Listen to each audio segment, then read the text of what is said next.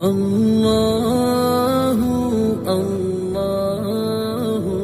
اللہ اللہ اللہ اللہ۔ حدیث نمبر 18 عن ابو ہریرہ سے روایت ہے، قال فرماتے ہیں کننا قعوداً، ہم بیٹھے ہوئے تھے حول رسول اللہ صلی اللہ علیہ وسلم، حضور صلی اللہ علیہ وسلم کے ارد گرد، ومعنا ابو بکر و عمر فی نفرن، ہمارے ساتھ ابو بکر عمر تھے ایک جماعت میں، فقام رسول اللہ صلی اللہ علیہ وسلم، حضور کھڑے ہوئے، من بین اظہرنا، ہمارے درمیان سے، فابطا علینا، آپ نے تاخیر کی ہمارے پاس آنے میں، وخشینا، ہم ڈر گئے، ان یقتطع دوننا، کہ آپ روک لی جائیں ہم ہمارے علاوہ، وفزعنا، ہم گھبرائے، فقمنا، ہم کھڑے ہوئے، فکنت اول من فزع، پہلا میں تھا جو گھبرایا، فخرجت، میں نکلا، ابتغی رسول اللہ صلی اللہ علیہ وسلم، حضور کو تلاش کرنے کے لیے، حتی اتیت، یہاں تک کہ میں آیا، حائطن، ایک باغ کے پاس، انصار، جو انصار کا تھا، بنی نجار، بنی نجار کا، فدرت بہ، میں اس کے باہر گھوما، حل اجد لہ بابا، کہ کیا میں پاتا ہوں اس کو دروازہ، فلم اجد، میں دروازہ نہیں پایا، فاذا ربیع، اچانک ایک نالی، یدخل فی جوف حائط من بیر خارجہ، داخل ہو رہی تھی باغ میں بیر خارجہ، خارجہ کے کنویں سے، والربیع الجدول، ربیع کا معنی جدول ہے، نقشہ ہے یا وہ نالی ہے، قال، کہتے ہیں فاحتفظت، میں سمٹا، فدخلت علی رسول اللہ صلی اللہ علیہ وسلم، میں داخل ہوا حضور کے پاس، قال، آپ نے پوچھا کہ ابو ہریرہ ہو؟ قلت نعم، میں نے کہا جی ہاں یا رسول اللہ، میں ما شانک، آپ کا کیا حال ہے؟ قلت، میں نے کہا کنت بین اظہرنا، آپ ہمارے درمیان تھے، فقمت، آپ کھڑے ہوئے، فابطأت علینا، آپ نے ہمارے پاس آنے میں دیر کی، فخشینا، ہمیں ڈر ہوا، ان تقطع دوننا، کہ آپ روک لی جائیں ہم سے علاوہ، فزعنا، ہم گھبرائے، فکنت اول من فزع، پہلا میں گھبرایا، فاتیت ھذا الحائط، میں اس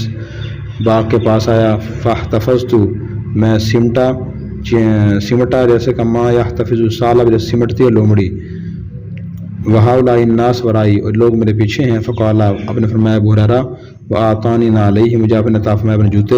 میں کہ اذهب بنعلی ہاتین، لے جاؤ میرے دونوں جوتے، فمن لقیک من وراء ھذا الحائط، جو آپ کو ملے اس باغ کے باہر، یشہد ان لا الہ الا اللہ، گواہی دیتا ہو کہ اللہ کے سوا کوئی معبود نہیں، مستقینا بہا قلبہ، یقین کرتا اس پر اس کا دل، وبشرہ بالجنہ، اس کو بشارت دی جنت کی، فکان اول من لقیت عمر، پہلا وہ جسے ملا وہ حضرت عمر تھے، آپ نے پوچھا کہ ما ہاتان نعلان، دو جوتے کیسے ہیں اے ابو ہریرہ؟ میں نے کہا ہاتان نعلان رسول اللہ صلی اللہ علیہ وسلم، حضور کے جوتے ہیں، بعثنی بہما، آپ نے مجھے دے کر بھیجا ہے، من لقیت یشہد ان لا الہ الا اللہ، مستقینا بہا قلبہ، جو مجھے میرے گواہی دیتا ہو کہ اللہ کے سوا کوئی معبود نہیں، یقین رکھتا اس پر اس کا دل، بشرتہ بالجنہ، بشارت دوں اس کو جنت کی، فضرب عمر، حضرت عمر نے مارا، بین ثدییہ، میرے سینے پر، فخررت لیستی، میں گرا اپنے سرین کے بل، اور انہوں نے فرمایا ارجع، واپس جاؤ ابو ہریرہ، فرجعت، میں واپس آیا رسول اللہ صلی اللہ علیہ وسلم کے پاس، فاجہشت بالبکائی، میں برے حال ہو رہا تھا رونے کی وجہ سے، فرکبنی عمر، میرے پیچھے حضرت عمر آ رہے تھے، واذا هو علی اثری، پیچھے پیچھے آ رہے تھے، فقال رسول اللہ صلی اللہ علیہ وسلم، حضور نے میں ما لک یا ابا ہریرہ، آپ کیا ہو ابو ہریرہ؟ میں نے کہا لقیت عمر فاخبرت بالذی بعثنی بہ، میں ملا تھا عمر کو، میں نے خبر دی ان کو اس کی جس کے مجھے بھیجا تھا، جس کے ذریعے آپ نے، فضرب بین ثدییہ، انہوں نے مارا میرے سینے پر، ضربتاً، ایک چوٹ ماری، خررت لیستی، میں گر گیا اپنی سرین کے بل، اور انہوں نے کہا ارجع، واپس جاؤ، فقال رسول اللہ صلی اللہ علیہ وسلم، جو نے میں یا عمر ما حملک علی ما فعلت، کس چیز نے آپ کو آمادہ کیا اس پر جو آپ نے کیا ہے؟ فقال، عرض کہ یا رسول اللہ، بی انت و امی، میرے ماں باپ آپ پر قربان ہوں، ابعثت ابا ہریرہ، کہ آپ نے بھیجا تھا ابو ہریرہ کو، بنا علیہ کا، اپنے دو جوتے دے کر، جو گواہی دے کہ اللہ کے سوا کوئی معبود نہیں، مستقینا بہا قلبہ، یقین کرتے اس پر اس کا دل، وبشرہ بالجنہ، بشارت دے اس جنت کی، قال نعم، حضور نے فرمایا کہ جی ہاں، تو حضرت عمر نے عرض کیا لا تفعل، آپ ایسا نہ کیجئے، فإنی اخشی، میں ڈرتا ہوں، ان یتکل الناس علیہا، کہ لوگ بھروسہ کر لیں گے اسی پر، فخلیہم، ان کو چھوڑ دیجیے، عملون، کے عمل کرتے رہیں، فقال رسول اللہ صلی اللہ علیہ وسلم، حضور نے خلیہم، ان کو چھوڑ دو، یہ مسلم کی روایت ہے۔ کیا مفہوم وہ حدیث کا؟ ایک مرتبہ صحابہ کرام کے ساتھ حضور صلی اللہ علیہ وسلم بیٹھے ہوئے تھے، تو حضور وہاں سے اٹھ کے چلے گئے، اور کافی دیر تک واپس تشریف نہیں لائے، صحابہ کرام پریشان ہوئے بھی کہاں چلے گئے، مدینہ منافقین بھی تھے، یہودی بھی تھے، خطرہ پیدا، کسی نے پکڑ تو نہیں لیا حضور کو، کوئی خدا نہ خواستہ اغوا کر لیا ہو، گرفتار کر لیا ہو، تو کہاں چلے گئے آپ صلی اللہ علیہ وسلم؟ تو پھر لوگ پریشان ہوئے، ابو ہریرہ پہلے اٹھ کے آپ کی تلاش میں نکلے، تو انہیں شاید یقین تھا کہ فلاں باغ ہے، وہاں جا کے بیٹھتے ہیں آپ، تو وہ بنی خارجہ کے کنویں سے انصار بن نجار کا باغ تھا، اس میں نالی جا رہی تھی، تو وہ اس باغ کے قریب گھومے، دیکھو دروازہ مل جائے، کوئی دروازہ ان کو نہیں ملا کہ نالی کنویں سے اندر جا رہی تھی، وہ سمٹ کے لومڑی کی طرح اس طرح نالی سے اندر داخل ہو گئے، جا کے دیکھا اندر آپ صلی اللہ علیہ وسلم تشریف فرما تھے۔ آپ نے پوچھا ابو ہریرہ ہو؟ کہ جی یا رسول اللہ ابو ہریرہ ہوں۔ تو پھر آپ نے پوچھا کیسے آئے ہوئے، کیسے آئے آپ؟ تو انہوں نے عرض کی کہ یا رسول اللہ ہمارے پہ بیٹھے تھے، آپ تشریف نہیں لائے، کافی دیر ہو گئی، ہمیں فکر پیدا ہوئی کہ آپ کو کسی نے پکڑ نہ لیا ہو، دیکھوں تو صحیح آپ کہاں گئے۔ تو پھر انہوں نے بتایا کہ یا رسول اللہ پیچھے اور لوگ بھی آ رہے ہیں، تو آپ نے فرمایا ابو ہریرہ میں جوتے دونوں لے جاؤ، جو آدمی بھی آپ کو یہ ملے اور یہ گواہی دے کہ اللہ کے سوا کوئی معبود نہیں اور یقین رکھو اس پر دل سے، اس کو جنت کی بشارت دے دو کہ وہ جنتی ہے۔ ابو ہریرہ وہاں سے پھر نکلے باغ سے، تو پہلا جو شخص ملا ابو ہریرہ وہ حضرت عمر تھے۔ حضرت عمر پوچھو کہاں جا رہے ہو؟ انہوں نے کہا جی حضور نے جوتے دیے مجھے، اور حضور نے فرمایا جو آدمی بھی یہ گواہی دے کہ اللہ کے سوا کوئی معبود نہیں ہے، دل سے یقین سے گواہی دے، اس کو بشارت دو کہ وہ جنتی ہے۔ حضرت عمر نے یہ بات سنی تو ابو ہریرہ رضی اللہ عنہ کو انہوں نے سینے پہ ہاتھ مارے اس طرح اور کہا چلو واپس چلو۔ ابو ہریرہ نیچے گر گئے اور روتے ہوئے واپس حضور کے پاس آ گئے۔ حضور نے پوچھا ابو ہریرہ کیا ہوا، کیوں رو رہے ہو؟ عرض کیا مجھے میں آپ پہ کام گیا تھا، مجھے حضرت عمر نے اس طرح مارا، گر گیا میں، اور انہوں نے کہا بس جاؤ جی، یہ بشارت نہیں دینی لوگوں کو،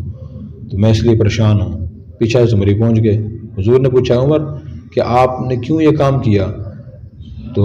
حضرت عمر نے عرض کی یا رسول اللہ میرے آپ پہ قربان ہوں کہ آپ نے بھیجا تھا ابو ہریرہ کو اپنے جوتے دے کر کہ وہ لوگوں کو بشارت سنائیں یہ؟ آپ نے فرمایا کہ ہاں میں نے بھیجا تھا۔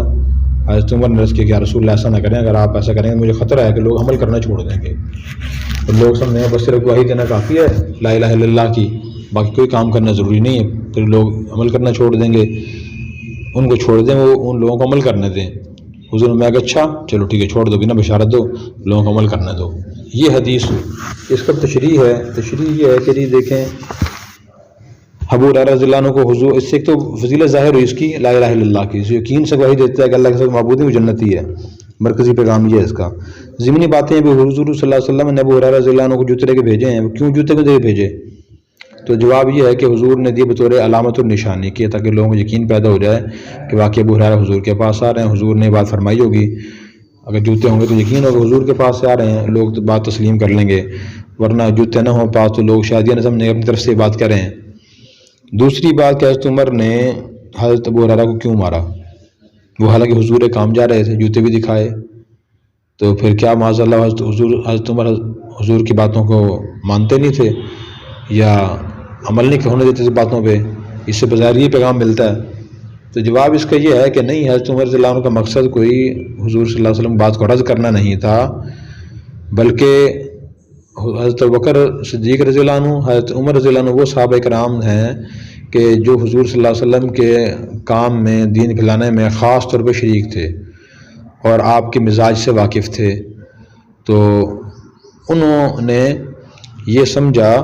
اور ان کو حضور کی طرف سے اختیار بھی تھا کہ اگر میری کوئی ایسی بات ہو جو اس میں کوئی نقصان کا پہلو ہو تو آپ اس سے منع بھی کر سکتے ہیں۔ کوئی صحابی چھوٹے ایسے کام کریں جو مناسب نہ ہو ان کو منع کر سکتے ہیں، جیسے کلاس میں نگران ہوتا ہے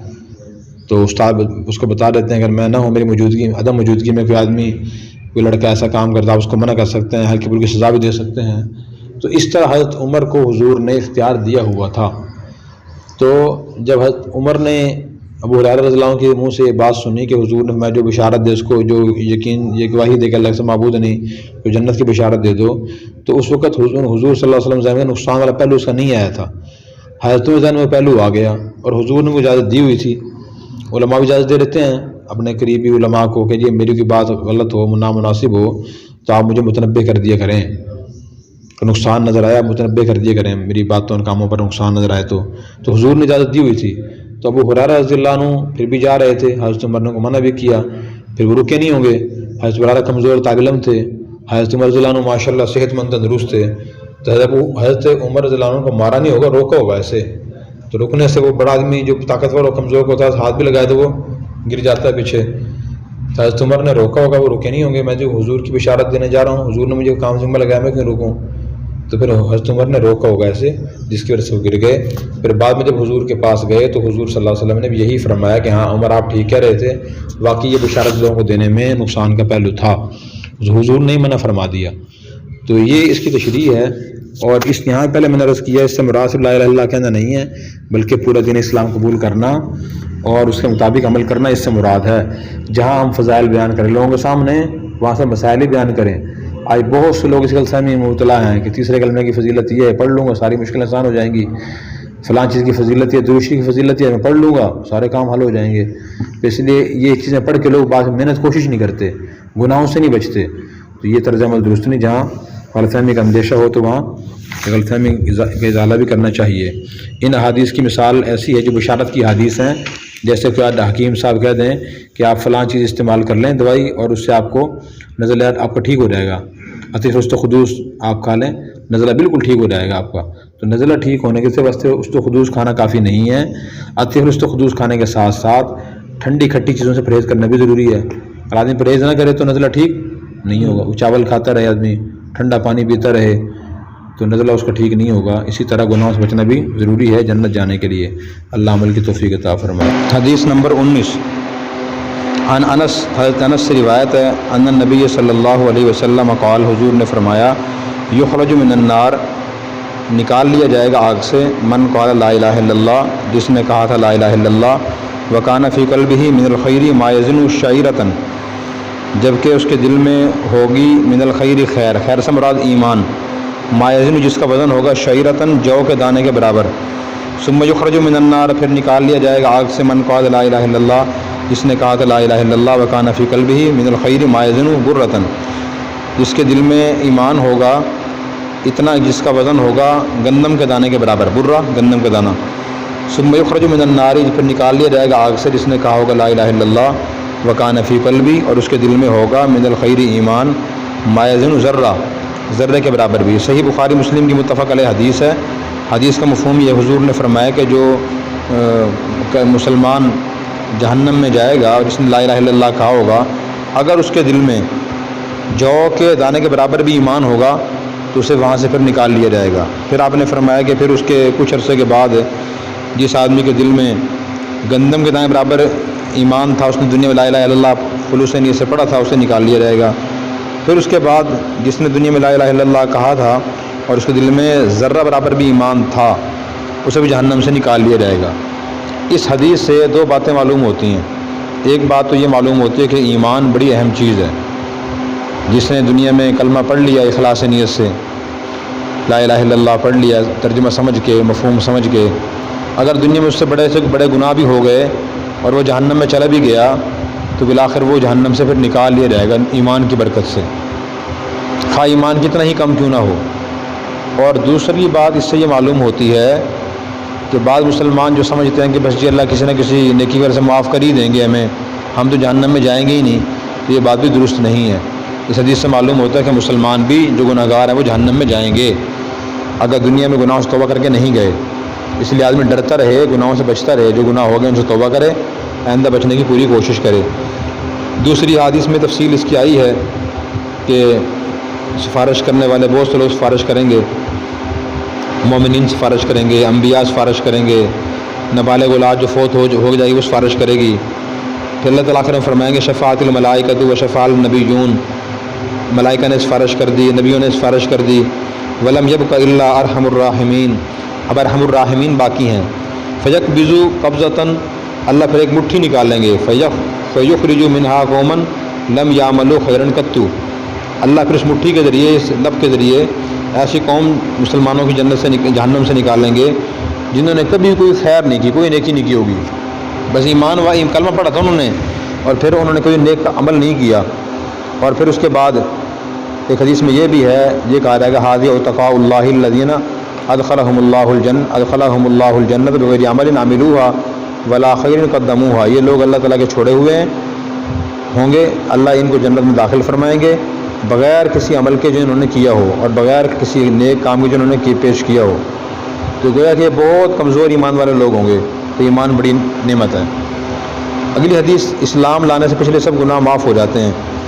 عن عمرو بن العاص سے روایت ہے، فرماتے ہیں لما جعل اللہ الاسلام، جب اللہ نے خیال ڈالا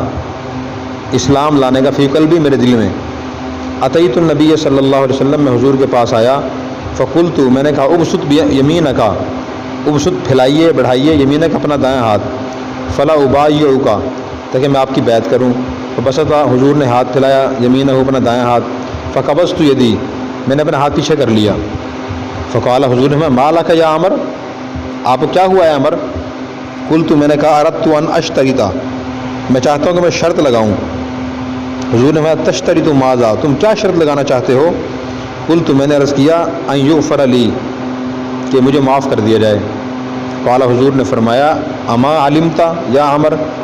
کہ آپ نہیں جانتے اے عمر، ان الاسلام یہدی ما کان قبلہ، بے شک اسلام گرا دیتا ہے ان گناہوں کو جو اس سے پہلے ہوئے ہیں۔ وان الہجرۃ تہدی ما کان قبلہ وان الہجرہ، اور بے شک ہجرت گرا دیتی ہے ان گناہوں کو جو اس سے پہلے ہوئے ہیں۔ وان الحج یہدی ما کان قبلہ، اور بے شک حج گرا دیتا ہے ان گناہوں کو جو اس سے پہلے ہوئے تھے۔ تو یہ صحابی رسول تھے عمرو بن العاص رضی اللہ عنہ، ان دل میں اس سے خیال پیدا ہوا میں اسلام قبول کر لوں۔ یہ فرماتے ہیں میں حضور کے پاس آیا، میں نے کہا اپنا ہاتھ بڑھائیے میں تاکہ آپ کی بیعت کروں۔ اس وقت لوگ بیعت کرتے تھے، بیعت علی الاسلام، کہ میں مسلمان ہو گیا ہوں۔ تو انہوں نے حضور سے کہا اپنا ہاتھ بڑھائیے، حضور نے اپنا ہاتھ بڑھایا، ابھی بیعت کر لو، ہاتھ پہ ہاتھ رکھتے تھے، جیسے حضور نے ہاتھ بڑھایا انہوں نے ہاتھ پیچھے کر لیا۔ حضور نے پوچھا عمر کیا ہوا بھائی، ہاتھ پیچھے کیوں کر لیا؟ عرض کہ یا رسول اللہ پہلے میں شرط لگانا چاہتا ہوں، وہ شرط کو میری منظور ہوگی تو میں اسلام قبول کروں گا۔ اور میں بھی کیا شرط ہے آپ کی بتاؤ؟ بڑے شفیق تھے آپ صلی اللہ علیہ وسلم، مہربان تھے، آپ کا مزاج دیکھیں، ایک بندہ اسلام قبول کرنے آ رہا ہے تو میں شرط لگاؤں گا جی، ہاتھ پیچھے کر لیا اس نے، شرط مانو پہلے میری۔ تو حضور نے میں بتاؤ بھی کیا شرط ہے؟ اس سے نبی کا مزاج معلوم ہوتا ہے، مزاج کیسا تھا، کتنی شفقت تھی، نرمی تھی۔ تو انہوں نے کہا جی میری شرط یہ ہے کہ میں نے جب تک گناہ کیے، ظلم کیے اور جنگیں کی ہیں، میرے سارے گناہ معاف کر دیے جائیں، یہ نہ میں اسلامی قبول کر لوں اور پھر آپ کہیں جی آپ نے غزوہ احد میں، خندق میں، فلاں فلاں میں فلاں قتل کیا تھا، پکڑو اس کو بھائی، اسے کی سانس لو، پہلے میرے پچھلے ساری غلطیاں معاف کرو۔ کھڑے بندے تھے نا، تو یہ بات کہی۔ تو حضور نے فرمایا بھی آپ کو پتہ نہیں ہے کہ اسلام قبول کرنے سے پچھلے تمام گناہ معاف ہو جاتے ہیں، اسی طرح حج کرنے سے پچھلے تمام گناہ معاف ہو جاتے ہیں، اسلام کے لیے ہجرت کرنے سے پچھلے گناہ معاف ہو جاتے ہیں۔ یہ تو اسلام کا ضابطہ اصول ہے، شرط لگانے کی ضرورت نہیں، پہلے شرط لگی ہوئی ہے تو طے ہے پہلے سے۔ پھر وہ خوش ہو گئے۔ اس حدیث سے معلوم ہوا کہ اسلام قبول کرنے سے پچھلے گناہ معاف ہو جاتے ہیں۔ اسلام، ہجرت اور جہاد اتنے عظیم الشان اعمال ہیں، لیکن محدثین نے یہ لکھا ہے کہ یہ تب گناہ معاف ہوتے ہیں جبکہ آدمی اخلاص نیت سے اللہ کی رضا کے لیے یہ تینوں کام کرے۔ نمبر 2، ان کاموں سے جو گناہ معاف ہوتے ہیں وہ ہیں اللہ کے حقوق، اور جو بندوں کے حقوق ہیں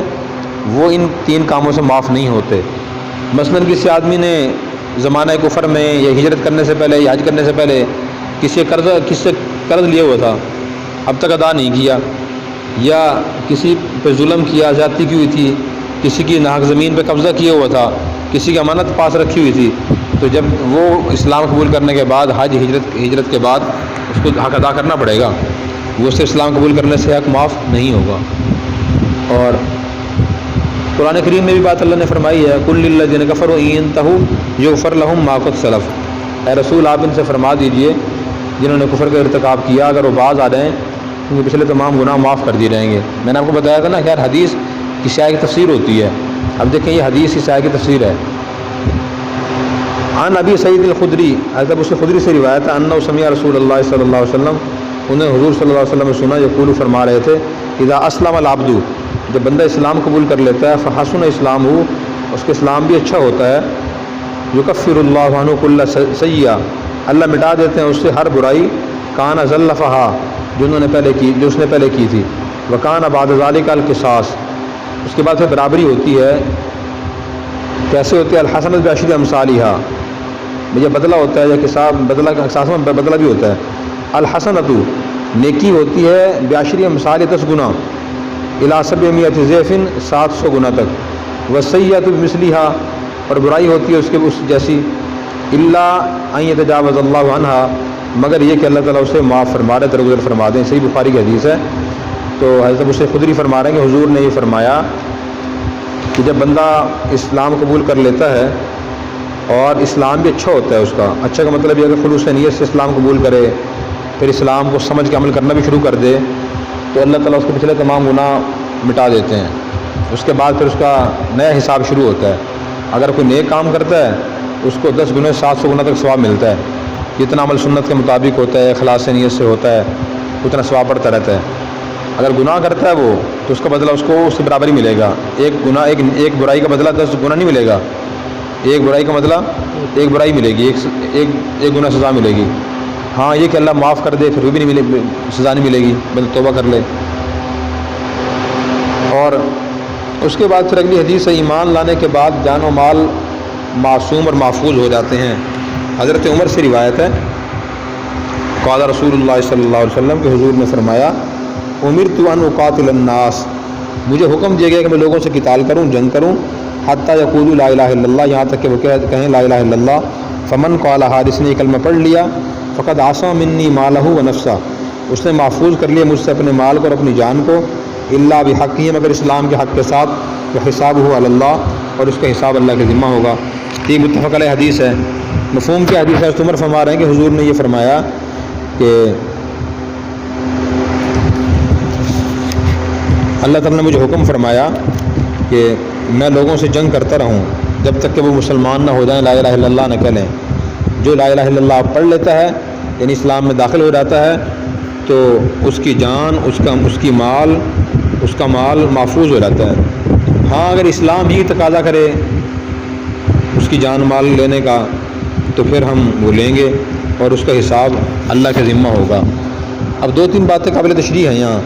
ایک تو یہ کہ جو بندہ بظاہر کلمہ پڑھ رہا ہے، مسلمان ہو گیا اور اسلام میں داخل ہو گیا، ہم اس کو مسلمان سمجھیں گے، اس سے ہم جنگ نہیں کریں گے کافر سمجھ کے، ہم کہ دل سے مسلمان نہیں ہوا، اوپر سے مسلمان ہوا جی نہیں۔ پھر اس کے بعد فرمایا کہ اس کو ہم جنگ نہیں کریں گے، نہ اس کا مال بطور والا غنیمت کے لیں گے اس سے، نہ اس کو قتل کریں گے کہ مسلمان جو ہو گیا ہے، الا بحق، مگر اس کے حق کے ذریعے۔ اگر اسلام ہی کا مطالبہ ہو کس صورت میں کوئی ایسا جرم کرے، وہ اسلام مطالبہ کرے کہ اس کا قتل کر دو اسے، مثلاً خدا نہ خواستہ وہ کسی کو قتل کر دے، قاتل بن جائے، تو قاتل کی سزا قتل ہی ہے اس بطور قصاص کے، یا وہ خدا نہ خواستہ مرتد ہو جائے، پھر اسلام کا حکم یہ ہے کہ اسے سمجھاؤ 3 دن تک، نہ مانے دو اسے قتل کر دو۔ اسی طرح خدا نہ خواستہ کسی مسلمان سے زنا ہو جائے، شادی شدہ ہو، اسلام کہتے ہیں اسے رجم کرو، اسلامی قانون یہ ہے، پتھر مار مار کے اسے ختم کر دو۔ یہ 3 صورتیں ہیں، تو ان صورتوں میں تو مسلمان کو جان سے مارنا جائز ہے، خدا نہ خواستہ مرتد ہو جائے یا خدا نہ خواستہ شادی شدہ اور اسے زنا ہو جائے، اور نمبر 3 جب وہ قاتل ہو، قتل کر دے کسی کو، قتل عمد ثابت ہو جائے، پھر اس کو قتل کر سکتے ہیں، ویسے قتل نہیں کر سکتے۔ الا بحق کا مطلب یہ ہے، ٹھیک ہے، یہ اسلام اختیار کرنے کے بعد کوئی جرم کیا، خود اللہ کے قانون و تقاضا اس کو جانی مال استاد دینے کا ہو تو حکم خداوندی کے مطابق اس کو سزا دی جائے گی، ٹھیک ہے، اور لا الہ الا اللہ کہنے سے بچ نہیں سکے گا وہ۔ وحسابہ علی اللہ کا مطلب یہ ہے کہ جسے اسلام پڑھ کے اپنا ایمان لانا مثلا ظاہر کرتا ہے، ہم اس کو مسلمان ہی تسلیم کریں گے، اس کے خلاف جنگ بند کر دیں گے اور اس سے مسلمانوں والا معاملہ ہی کریں گے۔ اگر خدا نہ خواستہ اس نے دل سے اسلام قبول نہیں کیا، دل میں اس کے کھوٹ ہے، وہ منافق ہے، تو ہم چونکہ دل کے رازوں کو نہیں جانتے، اللہ جانتے دل کی باتوں کو، تو اللہ اس کا حساب لیں گے۔ ہم اسے نہیں کہیں گے کہ تم دل سے مسلمان نہیں ہوئے، کیونکہ ہم دیکھ نہیں رہے دل اس کا، ہم تو نیت نہیں دیکھ رہے۔ وہی بات حضرت عمر رضی اللہ عنہ کا ارشاد یہاں بھی آئے گا، نحن نحکم بالظاہر واللہ یتولی السرائر، ہم ظاہر کے مکلف ہیں اور فیصلہ اس کے مطابق کریں گے، دل کے راز اللہ جانتے ہیں۔ اگلی حدیث حضرت ابو ہریرہ سے روایت ہے کہ رسول اللہ صلی اللہ علیہ وسلم سے روایت کرتے ہیں، میں امرت ان اقاتل الناس، مجھے حکم دے کہ میں لوگوں سے قتال کروں، جنگ کروں، حتی یشہدوا اللہ الہ الا اللہ، یہاں تک کہ وہ گواہی دیں کہ اللہ کے سوا کوئی معبود نہیں، ویؤمنوا بی، وہ ایمان لائے مجھ پر، وبما جئت بہ، اور اس پر جو مجھے دے کے بھیجا گیا ہے، فإذا فعلوا ذلك، جب وہ یہ کام کر لیں، عصموا منی دماءهم واموالهم، وہ محفوظ کر لیں گے مجھ سے اپنے خون اور اپنے مال، الا بحقیہ، مگر اس کے حق کے ذریعے، وحسابهم علی اللہ، ان کا حساب بھی اللہ کے، ان کا حساب اللہ کے سپرد ہوگا۔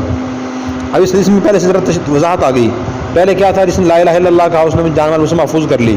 اس میں تشریح آ گئی کہ جس نے جو لا الہ الا اللہ پڑھا اور مجھ پر بھی ایمان لایا، رسالت کا اقرار بھی ضروری ہے اور اس پر ایمان لانا بھی ضروری ہے،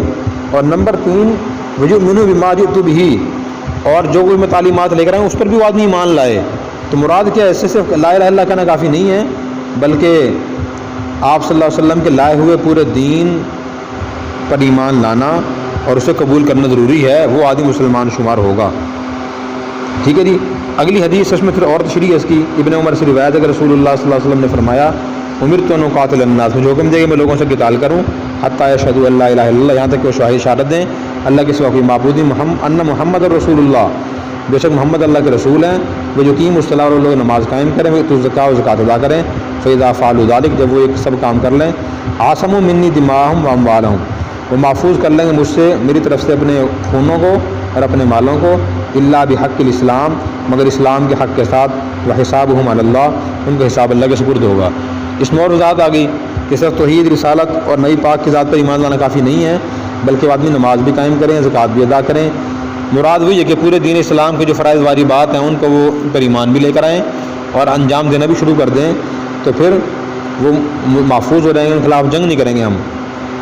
اور اللہ کس طرح بحق ہی، یہاں بحق الاسلام آ گیا، بتا دیے کہ ہی ضمیر کا مرجع اسلام ہے، اگر اسلام ہی مطالبہ کرے کسی جان مال لینے کا، پھر جان مال لی جائے گی، ورنہ نہیں لی جائے گی، اور ہم کسی کی نیت پہ شک نہیں کریں گے، ان کا مال، ان کی نیت اللہ ان کے سپرد ہے، اللہ اس کا حساب لیں گے۔ اللہ عمل کرنے کی توفیق عطا فرمائے۔ اور اگر آپ نے ابھی تک ہمارا چینل سبسکرائب نہیں کیا تو فوراً سبسکرائب کیجئے، ساتھ ہی بیل آئیکن پر کلک کریں تاکہ مزید آنے والی ویڈیو ہے وہ آپ کو وقت پر ملتی رہیں۔ اللہ حافظ۔